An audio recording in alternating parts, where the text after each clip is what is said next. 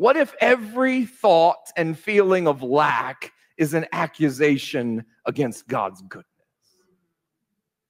See, contentment, whether we believe it or not, it's not a state of being, it's an action. Contentment is not a mindset, it is an action. It is something we are regularly doing. Contentment is the active belief in what God has said about himself and about us. That belief then leads to a confidence that anything that feels unsure, that feels missing, that feels untrue, God will, in his time, make it whole if we will trust him. See, we will never be content unless we learn to believe what God says and has said. But once again, I have to remind us that believing is not mental assent. Believing is work. Right? Believing is work because the things that we need to believe are often attacked. They often don't look the way we thought they would look. They often get questioned and get poked at and pointed at. And so believing is holding on. It's the effort, the work of holding on to something when everything around us is trying to get us to let go. So believing isn't, I believe. Believing is, I'm doing the work of belief. Believing takes effort.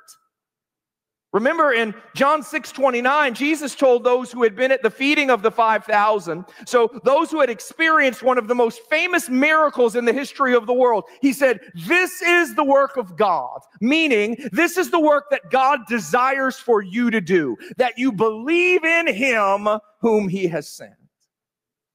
But in the middle of doing the work, many of us do the same thing that the people there did there in Capernaum. They asked Jesus, then what sign will you do that we may see and believe? What work do you perform that will make us believe in you? Right? We might be sitting here tonight and we want God to do something that would make us believe, but Jesus said this, your work is to believe me. It is not my work to convince you. It is your work to believe me, which probably sounds backwards to us, doesn't sound fair to us, but here's the reality. It is the way that God has set this thing up, so it's the only way that it's ever going to truly work. And here's the reason. There has already been enough evidence.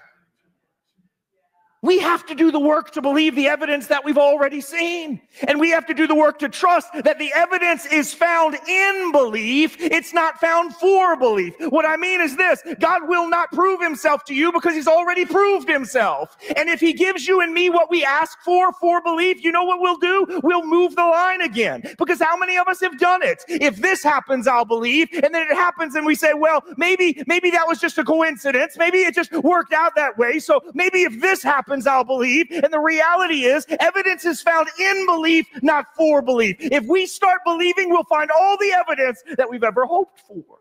But there's got to be a point where we do the work of believing.